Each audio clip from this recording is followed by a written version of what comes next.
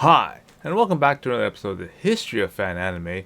I'm your host, William Chow, and today's episode is getting into a really touchy episode, and it is about basically anime that is banned or blocked by YouTube. Okay, so this sounds pretty interesting because YouTube is being this medium that we use to talk about various different topics and that kind of stuff, but in it itself has a bunch of things that go around and basically prevent you from talking about or showing the descriptions about different things. Okay, and so in this episode, I'm going to go over some examples very carefully. Talk about different anime which has problems on YouTube, and that's why I can't do certain things with that. And because I can't do certain things with different types of anime and talk to you about certain things, I have now created and made available episodes designed specifically for subscribers and supporters for the channel. Okay, so I have now got a PayPal and a Patreon. And we have many different supporters. I'd like to thank them for their support. And again, we're getting into different episodes and that kind of stuff for them with content that I'm not able to really, properly do on YouTube. And this particular episode, I'm going to have a supplemental episode on the Patreon, which will be now the new episode 10, to finish off my next batch of 5. And of course, those people who are on the list on there, and all the up to level 10 supporters will get the next batch of links and that kind of stuff there. And of course, I still have to do the update for January, so please be a little bit patient. I will get to that as well. The other bonus of being a supporter and a subscriber is that I have the anime giveaway number 4 coming up. I've already posted 2 episodes with some of the goodies that are available as part of the giveaway, and as a person that's on the subscriber list and the supporter list, you get first dibs in front of everyone else. That doesn't have with that list of things that are on that list. Okay, so again, if you've been thinking about it and you want to throw a couple bucks this way, there, or whatever, this is probably the best time you want to kind of get in there. Okay, so I'm going to go through some of these examples of some different animes and that kind of stuff, and you can do that. So again, if anytime during this video, if you can go down below, click like and click subscribe. It really does help the YouTube algorithm, because when it gets to sensitive topics, YouTube starts applying blocking and shadow, fixing the algorithm, as it were, when to hide the video, as it were. Okay, and that's why being a subscriber and having your notifications on, you can kind of get through that. All right. So, without further delay, let's go through some examples of anime that is being monitored and blocked by YouTube. Okay, and again, don't forget to if you want to get into the real nitty gritty, don't forget to think about being a subscriber, and then you can hopefully get into the the stuff behind the scenes, as it were. Okay, so without further delay, let's get into some videos. Okay, so the first thing I'll just do to sort of explain and sort of figure the reasoning behind what's going on here is very popular app that a lot of people like to use is Shazam, or maybe some people like to use SoundHound or whatever. And basically, this app basically allows you to just play a song, and the app will then listen to the song, and they'll do some analysis, and what they figure out is what this thing called a footprint or a fingerprint of the sound. So basically, it kind of takes the modulation of the song and kind of figures out, hey, this song has these beats in certain places, and highs and lows, and sound has vocals and these sort of ranges, and basically it comes to a point where like of the billions of songs that are out there, this thing has a certain type of fingerprint based on how long of a sample you can get. So I'm sure a lot of us have used it, and based on this is if we could identify what the song is, and who sings it and who it actually belongs to. And this is very important, because that brings us to the next part. why YouTube, obviously has to pay attention to copyright and copyright protection of who these songs belong to. Now, this Shazam works for music, but we also have something that similar that works for video. Okay, and that's what YouTube bots and things do for us. And so once you got this sort of take go to this example now. For this example, I'm gonna just show you a particular song. And the reason why I don't worry about this particular song, I would really actually love if this video actually got demonetized, because I don't know who sings this song, and YouTube and Shazam can't figure it out either. So it's one of those type of things that if it miraculously figures out and it becomes part of the database and actually figures out what the footprint is, that'd be great, because this will answer a question that I've been asking myself for like 20 years. I don't know what the name of the song is. But anyway, this is how normally it would operate. So for my first example, I ran across this when I was uploading my AMVs. Now again, as you know, I've made a whole bunch of AMVs pre-digital era, using a VHS recorder and the laserdiscs and that kind of stuff, using a linear editing system. Again, I have videos in my playlist that outlines how to make a video using linear editing, and I actually have an example of how to make a video using linear editing. Anyway, so two of the videos I have, one's based on Bubblegum Crisis 4 and Bubblegum Crisis 7, okay? Both of them, I can't upload to YouTube because they get video blocked, okay? And so here's the screen of me uploading one of them onto onto YouTube, and this is the error message I get.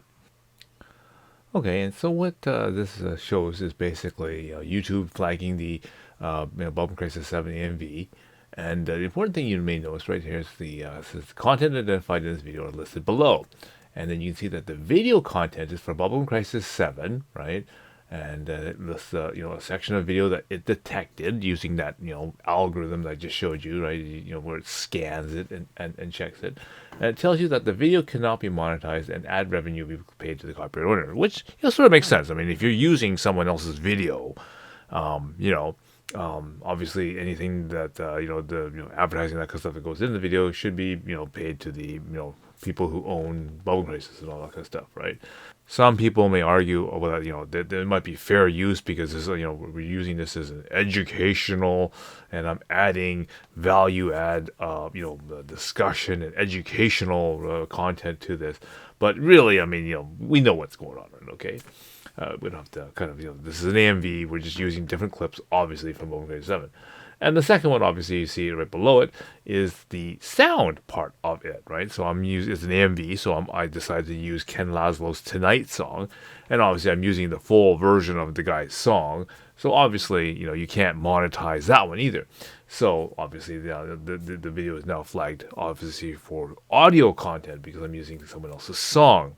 Again, makes sense. I'm not talking over the song. I'm not, trying to, do a weird remix or something to kind of, make it sound different or anything like that. We're just using the straight song. So that makes 100% sense.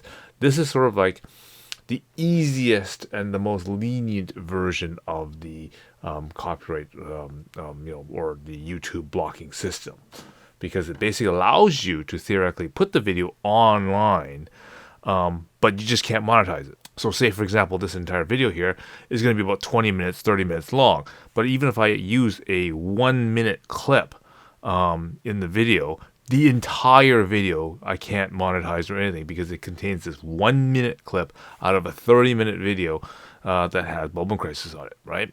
So, obviously that's very unfair because obviously the other 29 minutes, I didn't use any Bubblegum Crisis content, but yet it's all been demonetized and all, not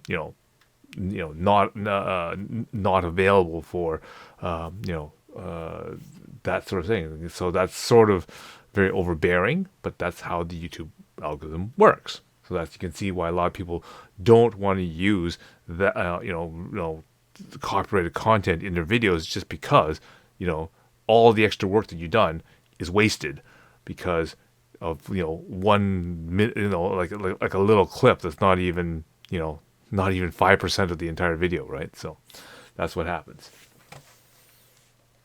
Okay, the next example that I ran across was again doing AMVs. I made an AMV using 5 Star Stories, and the song I used was Corey Hart's Never Surrender. And again, I ran into a problem to try and upload this AMV to YouTube, and again got stopped. Again, the other question is that again, if you want to be want to have access to these, don't forget to these videos are available to the subscribers, and they're available in the subscribers list. So again, if you want to know what the heck you're missing, make sure you get get subscribed to either the Patreon or to PayPal to get access to that. Anyway, again, I'm gonna make an episode that's a little more detailed about this particular topic. So again, you want to hit that for that. So yes. So again, I uploaded the video, and this is what the screenshot looks like. So as you can see here, right away, first line says, content identified this video is listed below, and the first item right there is 5 Star Stories, and the comment is video cannot be seen or monetized. So not only can the money that the used for the ads and that kind of stuff is goes to the people who make 5 Star Stories. They've actually made it so that you can't even see the video that this contains this little clip. So I mean, let's say if I was making my my anime list sort of a video, and across comes 5 Star Stories, and I want to say, hey, this year 5 Star Stories got released, and I want to have a little clip of a video running, maybe the trailer or something for 5 Star Stories, and I may talk about it for like a minute or two, right? But out of, let's say, a 20-minute, 30-minute video, that YouTube will block the entire video over that 2 minute or 20-second clip, even, right, of 5 Star Stories. It'll block the entire video just because it contains that little clip. So I mean, as I said, like if in this case, it's like a minute and 30 seconds, right?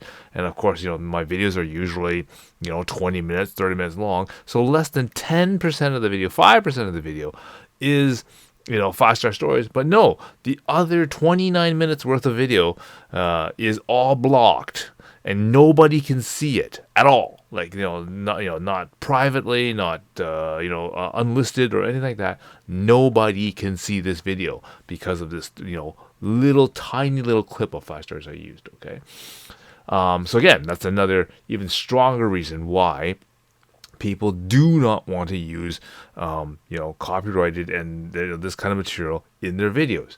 It's just because they just it's just not worth the hassle for just that little bit of clip.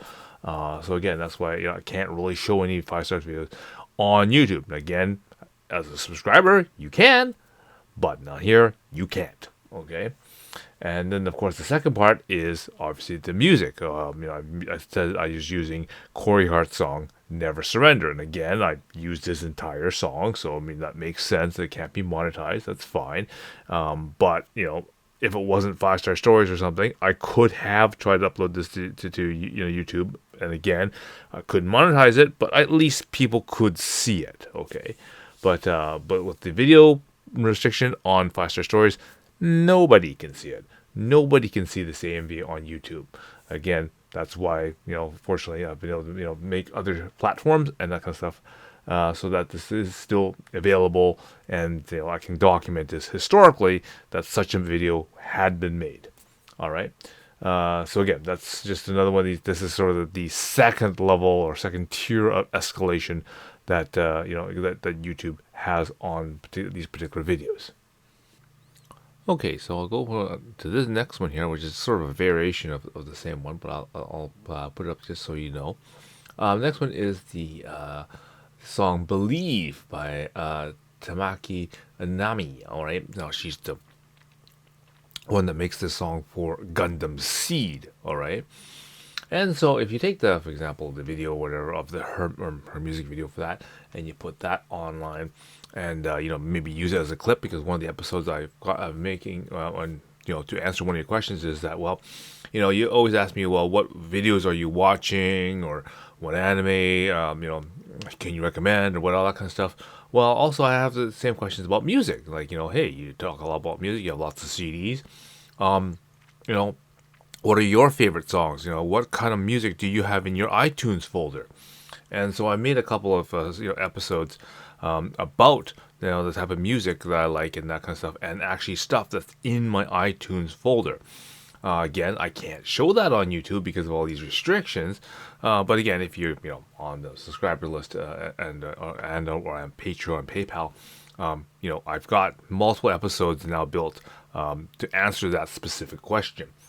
Anyway, to show you what I've done here, and if you use this particular song and you put it up, this is the screenshot of what happens when you do that, and you can quickly see that, yeah, much like 5-star stories, you could not monetize, and instead of like totally blocking it, so like nobody can monetize, this one is blocked in various different territories. So obviously the company who handles her music, licenses it in certain countries and doesn't in others, and certain countries are not available or whatever for it.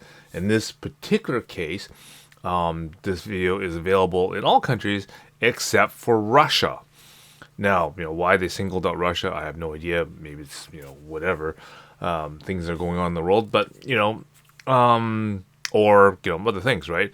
Now, this also obviously can change according to whichever country has licenses for stuff. For example, maybe it's like Nami Amuro or Yumi Hamazaki. Obviously, because of their popularity in all over the world, they're known all over the world.